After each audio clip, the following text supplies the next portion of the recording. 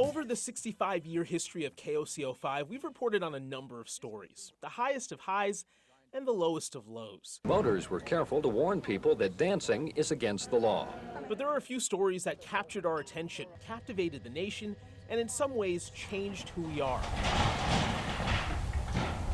They are the events that shaped us. July 1973. Thick smoke can be seen for miles at the Oklahoma State Prison in McAllister as a prison riot turns deadly. These images unfolding live on KOCO. A group of prisoners upset with conditions taking correctional workers hostage.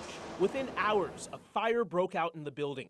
At the end of the 3 days of chaos, 3 inmates were dead, more than 20 people had been injured, and 24 buildings had been destroyed. The total damage estimated at more than $20 million.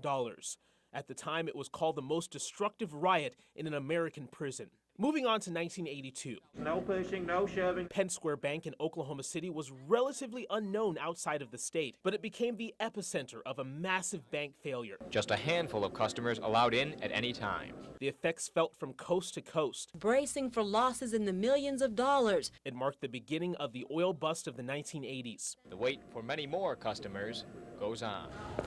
The meltdown helped usher in banking reforms and regulation at the state and federal level, moving from a major financial failure to a devastating human tragedy. April 19th, 1995. I remember it was a nice day. We were sitting in our morning meeting that started at 9 o'clock.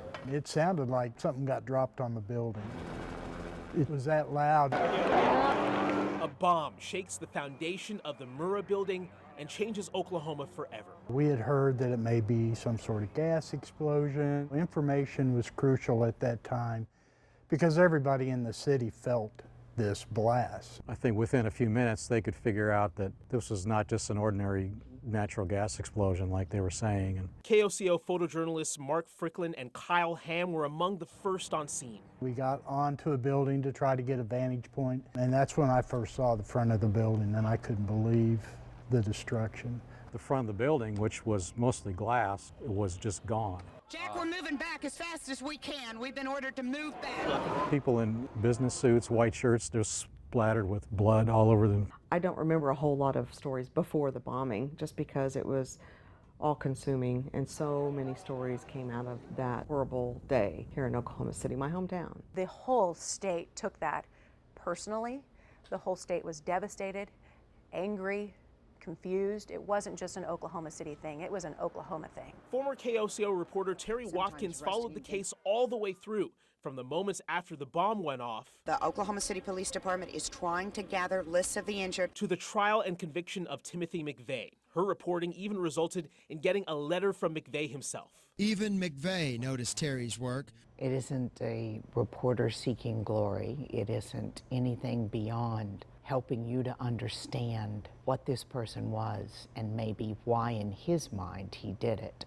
So if you see it again, we can know to stop it. The aftermath saw a state come together, something that was needed once again on May 20th, 2013. Tornado emergency is now coming. We do have a tornado emergency for this storm that is moving into more right now. An enormous EF5 tornado rips through Moore.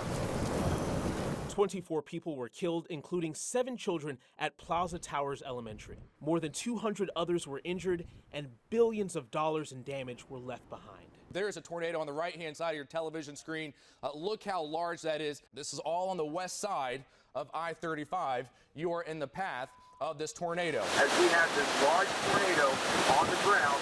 Knowing what that storm did to the city of Moore in southwest Oklahoma City and Newcastle, every time there's a tornado warning that's issued, I immediately go back to that event because I think someone's life is about to be completely changed, just like mine was on that day. From the lowest of the lows for Oklahomans to the highest of highs, we always come together, like in the summer of 2008. NBA will be in Oklahoma City next season.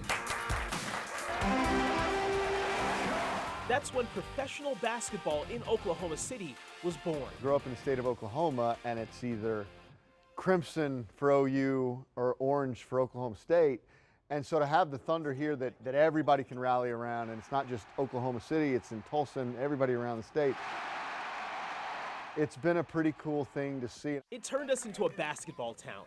It's game time, it's game time. I love it. Fans selling out game after game, creating an atmosphere unmatched in the league. We watched as Durant, Harden, and Westbrook grew up right before our eyes, going from NBA youngsters to eventual league MVPs. When I tell people I'm from Oklahoma, it's no longer branded by tragedy or severe weather or deadly tornadoes. They say the Thunder.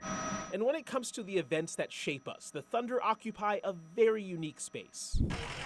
The Moore tornado, when you see Kevin Durant walking down the street in Moore and seeing the devastation and talking to all those people. It's devastating. With Sam Presti and Russell Westbrook right there, taking phone calls at a phone bank. To be really a part of the community, I think probably different than almost any other franchise in the NBA. They say Oklahoma City across our jersey means a lot more to us now knowing what this city has been through. We are playing for something much bigger than ourselves. 65 years of memories, of tragedy, triumph, and everything in between. The stories that made us and broke us, the events that shaped us.